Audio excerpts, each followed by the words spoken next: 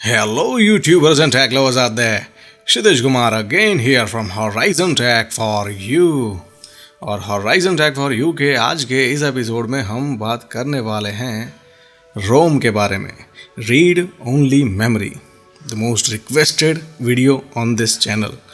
बहुत सारे यूज़र्स ने पिछले ऑलमोस्ट 1.5 सालों में सबसे ज़्यादा वीडियो की अगर रिक्वेस्ट की है तो ये रोम है, रीड ओनली मेमोरी. बहुत सारे यूज़र्स मुझसे बहुत बार पूछ चुके हैं कि सर रीड ओनली मेमोरी क्या होती है, कोई फिज़िकल मेमोरी का टाइप है क्या, समझ में नहीं आता है, कन्फ्यूज़न है. मैं इस पे वीडियो बनाना भी नहीं चाहता था कभी ना, मेरे पास ऐसा टाइम है. लेकिन बहुत सारे यूज़र्स इतनी ज़्यादा रिक्वेस्ट कर रहे थे तो मुझे इसको सीरियसली लेना पड़ा. और मुझे लगा कि शायद इनको सही में बहुत ज़्यादा डिफ़िकल्टीज़ हो रही है इसको समझाने में. और मैं क्यों नहीं बनाना चाहता था, इसका रीज़न भी यही है. और मैंने क्यों नहीं बनाया, क्योंकि मुझे लगता है ये कंप्यूटर का सबसे सिंपल टॉपिक है, सबसे सिंपल चीज़ है समझने के लिए. शायद आपको नहीं समझ में आती होगी तो आपको लगता होगा, लेकिन आफ्टर वॉचिंग दिस वीडियो आपको अच्छे से समझ में आ जाएगा कि रोम क्या होता है, कहाँ कहाँ यूज़ होता है, कितने टाइप है उसके, और उसके क्या एडवांटेजेस हो सकते हैं एज वेल एज डिसएडवांटेजेस. बहुत सारे यूज़र ये भी कहते हैं कि सर बुक्स में से पढ़ते हैं तो कुछ नहीं समझ में आता है. I agree. मैंने भी आज तक अपनी लाइफ में कभी भी कुछ भी बुक से पढ़ के नहीं सीखा है. जो भी सीखा है वो अपने आप सीखा है, इंटरनेट से सीखा है. बुक्स पढ़ना बहुत डिफ़िकल्ट है और उसमें से समझना बहुत डिफ़िकल्ट है. तो शायद अब मुझे लगा कि मुझे इस पे फाइनली अब वीडियो बनाना पड़ेगा, क्योंकि बहुत सारी रिक्वेस्ट आ रही है. और यूज़र कई बार कंप्लेन करते हैं कि सर आप नहीं बनाते हैं वीडियो, इस पे वीडियो बनाइए. मैंने आपकी बात सुनी और आपके लिए ये वीडियो बनाया. बात करते हैं रोम की, रीड ओनली मेमोरी. अब इसके नाम से तो आपको पता चल ही गया होगा कि ये मेमोरी क्या है और क्यों यूज़ होती है. कंप्यूटर सिस्टम में और इवन आउटसाइड वर्ल्ड में भी, इंडस्ट्रियल एरियाज़ में, ये जो मेमोरी है रीड ओनली मेमोरी, उसका बहुत यूज़ होता है. अब इसका नाम ही सजेस्ट करता है कि ये रीड ओनली मेमोरी है. दैट मीन्स आप इसमें से जो डेटा है उसको रीड कर सकते हो. तो इसका मतलब ये बिल्कुल नहीं है कि आप इस पर डेटा राइट नहीं कर सकते. इस पे आप अगर चाहें, वो डिपेंड करता है कि किस टाइप की मेमोरी है. रोम के भी बहुत अलग अलग प्रकार है, अभी आगे हम बात करेंगे तो आपको पता चलेगा. तो उसमें से जो कुछ प्रकार हैं रोम के, जो टाइप्स हैं, उस पर आप डेटा एज ए यूज़र भी राइट कर सकते हैं. तो फिर इसे रीड ओनली मेमोरी क्यों कहा जाता है, क्वेश्चन ये राइज होता है. तो इसको रीड ओनली मेमोरी इसलिए कहा जाता है कि मेजॉरिटी टाइम इसमें से जो डेटा है वो रीड ही होता है. तो इसका जो सबसे बेस्ट एग्जांपल है, अगर आप समझना चाहें, मैंने बहुत सारे वीडियोस में कहा भी है जब यूज़र ने मुझे ये क्वेश्चन किया था, तो इसका सबसे बेस्ट एग्जांपल आपके कंप्यूटर में ही है, बायोस. ठीक है. और फर्मवेयर होता है जो हार्डवेयर के साथ एसोसिएटेड होता है. कोई भी हार्डवेयर हो उसके साथ एक छोटा सा फर्मवेयर एसोसिएटेड होता है. तो उस हार्डवेयर के अंदर ही एक छोटा सा चिप होता है जिस पे ये फर्मवेयर स्टोर्ड होता है. तो ये बेस्ट एग्जांपल है रोम को समझने के लिए. तो ऐसा नहीं है कि आप बायोस को अपडेट नहीं कर सकते, ऐसा नहीं है कि आप फर्मवेयर को अपडेट नहीं कर सकते. मैंने पास्ट में बहुत सारे वीडियोज़ बनाए हैं जिसमें मैंने समझाया है कि आप कैसे इसे अपडेट कर सकते हो. लेकिन मेजॉरिटी टाइम ये जो फर्मवेयर है या बायोस है, इसमें से जहाँ भी स्टोर होता है वो है रीड ओनली मेमोरी. उस फ्लैश चिप पे ये स्टोर होता है. तो उसमें से मेजॉरिटी टाइम डेटा रीड ही होता है और इसीलिए इसे कहते हैं रीड ओनली मेमोरी. तो इस पर डेटा आप राइट भी कर सकते हो, अगर परमिशन है यूज़र को तो इस पर डेटा राइट भी हो सकता है. लेकिन मेजॉरिटी टाइम इस पे से डेटा रीड होता है. ऐसा नहीं है, जैसे बायोस की अगर हम बात करें तो बायोस को हमें रेगुलरली रोज़ के रोज़ अपडेट नहीं करना होता.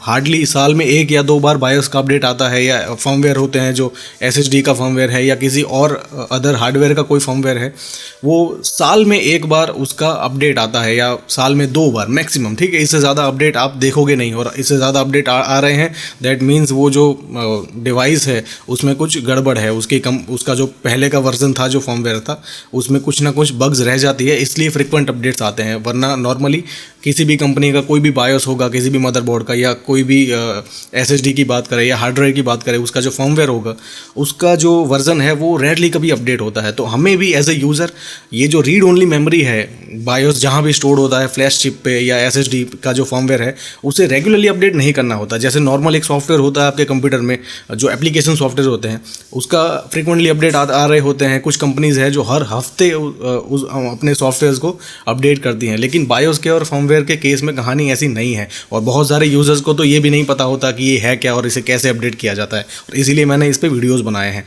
तो इसका सबसे बेस्ट एग्जांपल जैसे मैंने कहा समझने के लिए बायोस और फर्मवेयर है। ये एक टाइप के रोम ही है जिसको जैसे आप कंप्यूटर स्टार्ट करते हो तो हर एक बार जब कंप्यूटर स्टार्ट होगा तब बायोस नाम का प्रोग्राम है या UEFI जो कहे आप उसे, वो सबसे पहले रन होता है जब भी कंप्यूटर स्टार्ट होता है। बूटिंग प्रोसेस अगर आपने देखा होगा वीडियो तो आपको समझ में आ रहा होगा कि ये जो प्रोग्राम है वो सबसे पहले इनिशलाइज होता है। किसी भी कंप्यूटर को स्टार्ट होने के लिए ये प्रोग्राम है, उसकी ज़रूरत पड़ेगी ही पड़ेगी। अगर वो नहीं है वहाँ पे अवेलेबल, करप्ट हो गया है, तो आपका कंप्यूटर स्टार्ट ही नहीं हो सकता, आपका ऑपरेटिंग सिस्टम लोड ही नहीं होगा, कुछ भी नहीं होगा।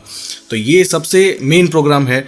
अब इसको मेजॉरिटी टाइम जैसे मैंने कहा रीड ही किया जाता है। जब कंप्यूटर स्टार्ट करते हो तो वो जो फ्लैश चिप है जिसमें डेटा पड़ा होगा, रीड ओनली मेमोरी, उसमें से डेटा रीड ही होगा। हर एक बार कंप्यूटर आप स्टार्ट करोगे, रीस्टार्ट करोगे, बायोस की बात कर रहा हूँ मैं, तो हर एक बार उसमें से डेटा रीड ही होगा, इसीलिए उसे रीड ओनली मेमोरी कहते हैं। लेकिन उसके साथ साथ जब उसका अपडेट अवेलेबल होता है, जो कंपनी है उसे अपडेट करती है, तो आपको उसे अपडेट भी करना पड़ता है। तो वो कभी कभार होता है, लेकिन मेजॉरिटी टाइम उसमें से डेटा रीड होता है और इसीलिए इसे रीड ओनली मेमोरी कहा जाता है। ठीक है, ये फिजिकल मेमोरी होती है, फ्लैश चिप में डेटा स्टोर किया जाता है। अगर आप देखोगे, कभी आपने देखा होगा IC जैसा दिखाई देगा आपको, इंटीग्रेटेड सर्किट, वो भी रोम का एक एग्जाम्पल है। तो अब रोम के बहुत सारे अलग अलग टाइप है। अब सबसे पहला जो टाइप है उसको कहते हैं एम रोम। ठीक है, बहुत 4 टाइप है, मैं समझाऊंगा 1 बाय 1। सबसे पहला जो टाइप है उसको कहते हैं एम रोम, मास्क्ड रोम। ठीक है, ये जो मेमोरी है या ये जो रोम का टाइप है उसको सिर्फ एक ही बार राइट किया जा सकता है, यानी कि एक ही बार उसमें डेटा जो इंस्ट्रक्शंस हैं वो फिल की जाती है। जिस कंपनी ने इसे डिज़ाइन किया होता है वो हार्ड वायर्ड होता है और pre programmed set of instructions पहले ही बिल्कुल फर्स्ट टाइम में ही उस पर राइट किया जाता है डेटा, उसके बाद दोबारा इस पर राइट नहीं किया जा सकता। तो ये जो रोम है वो बिल्कुल अर्ली डेज़ में, कंप्यूटर्स के बिल्कुल अर्ली डेज़ में यूज़ हुआ करता था। आज कहीं भी ये अवेलेबल नहीं है, हार्डली कहीं कोई ऐसा फील्ड होगा, कोई ऐसा एरिया होगा जहाँ पे ये यूज़ होता है, और आज के कंप्यूटर्स में तो कहीं भी यूज़ नहीं होता। तो बिल्कुल पहले के जो फर्स्ट जनरेशन के जो माइक्रो कंट्रोलर्स थे उसमें ये मेमोरी जो ये मास्क रोम है वो यूज़ किया जाता था सिर्फ एक ही बार। जैसे मैंने कहा उसका जो इंस्ट्रक्शंस है उसमें आप फिल कर सकते हो, डेटा आप उस पर राइट कर सकते हो, उसके बाद उसको इरेज भी नहीं कर सकते या कुछ भी मॉडिफाई करना है नहीं कर सकते, सिर्फ 1 टाइम राइट होता है उस कंपनी के थ्रू या जिसने भी उसे डिज़ाइन किया है उसके थ्रू। ठीक है, और ये सबसे सस्ता ऑप्शन है। जो जितने भी इसके अलावा जितने हम टाइप्स अभी देखने वाले हैं उनमें से सबसे सस्ता अवेलेबल है। ठीक है, और इस पे डेटा राइट करना इतना ज़्यादा आसान नहीं है, और शायद इसीलिए कहीं ना कहीं दूसरे जो रोम के टाइप्स है उसका भी इन्वेंशन हुआ और वो भी यूज़ में आए। ये जो रोम है मास्क रोम, ये कम्प्लीटली आउटडेटेड है, आज आपको कहीं भी देखने को नहीं मिलेगा। जैसे मैंने कहा अर्ली डेज़ में माइक्रो कंट्रोलर्स में यूज़ होता था। अब बात करते हैं दूसरे प्रकार की, P ROM, programmable read only memories.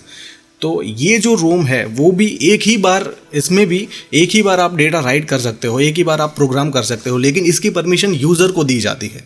ठीक है, जो एम रोम था वो उस कंपनी के थ्रू या जिस अथॉरिटी ने उसे बनाया है उसके थ्रू ही एक बार, उसमें भी एक बार ही डेटा राइट किया जा सकता था, उसके बाद दोबारा नहीं होता था। तो ये जो पी रोम है उसमें भी एक ही बार डेटा राइट किया जाता है, लेकिन इसको ब्लैंक डिज़ाइन किया जाता है। जो फ्लैश चिप्स होती है उसको ब्लैंक डिज़ाइन किया जाता है, और यूज़र को या किसी और कंपनी को जब ये चिप्स प्रोवाइड करनी होती है तो उनको ये अथॉरिटी दी जाती है कि आप इस पे एक बार डेटा राइट कर सकते हो। तो इस पे भी एक ही बार डेटा राइट हो सकता है।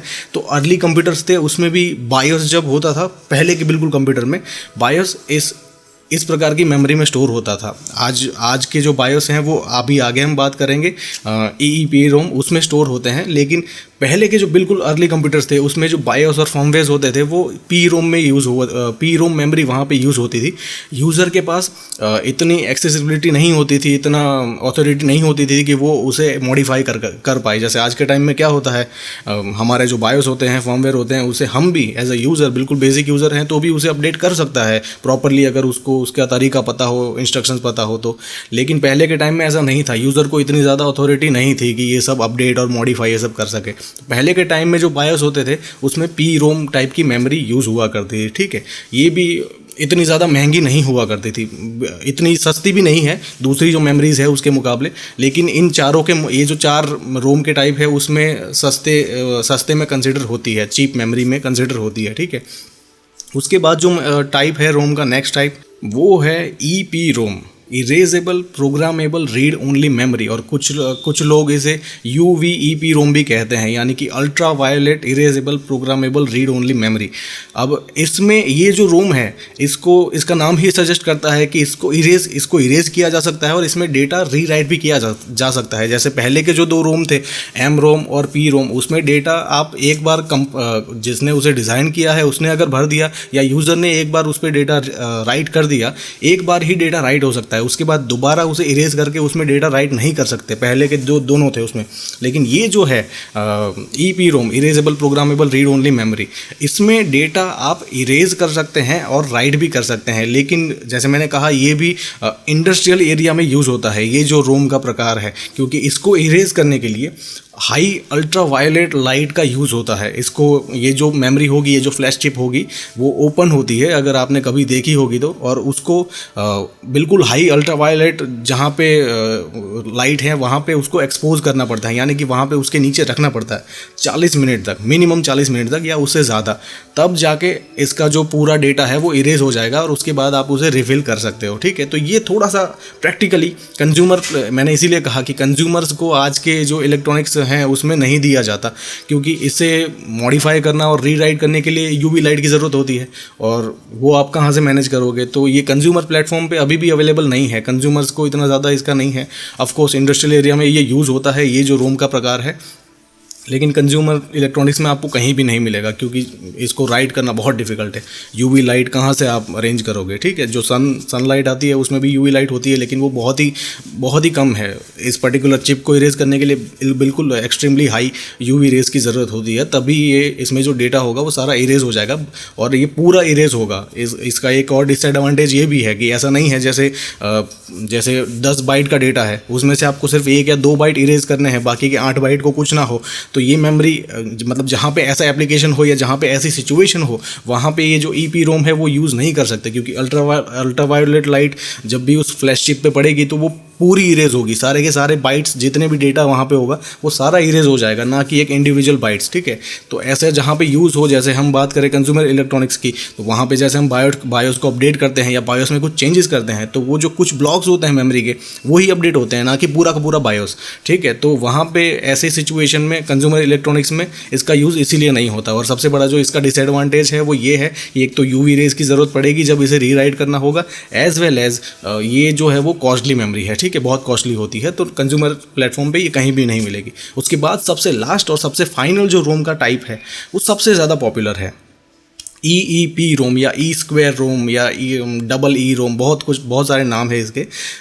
Electrically erasable programmable read only memory. ठीक है, तो इलेक्ट्रिकली इसे इरेज किया जाता है और प्रोग्राम भी किया जाता है। तो ये जो एग्जांपल है, जो सबसे पहले मैंने कहा था, हमारे बायोस और हमारे जो फर्मवेयर्स हैं वो अभी इस प्रकार की मेमोरी का यूज़ किया जाता है उनको स्टोर करने के लिए और उनमें डेटा राइट करने के लिए, रीराइट करने के लिए, प्रोग्राम करने के लिए। तो इलेक्ट्रिकली, कंप्यूटर्स में इलेक्ट्रिसिटी तो होती है, इसको इरेज किया जाता है। अगर जैसे आपको बायोस अपडेट करना है तो उस पूरे बायोस को निकाला जाएगा और वहाँ पे नया बायोस फीड किया जाएगा। सारे के सारे ब्लॉक्स को इरेज कर सकते हैं, अगर आप चाहे तो सारे के सारे ब्लॉक्स को इरेज कर सकते हैं, जैसे UV रेज में होता था पहले वाली मेमोरी में। और अगर आप चाहें तो इंडिविजुअल ब्लॉक्स को भी इरेज कर सकते हैं। तो ये सबसे क्या कहते हैं, कॉम्पैक्ट है।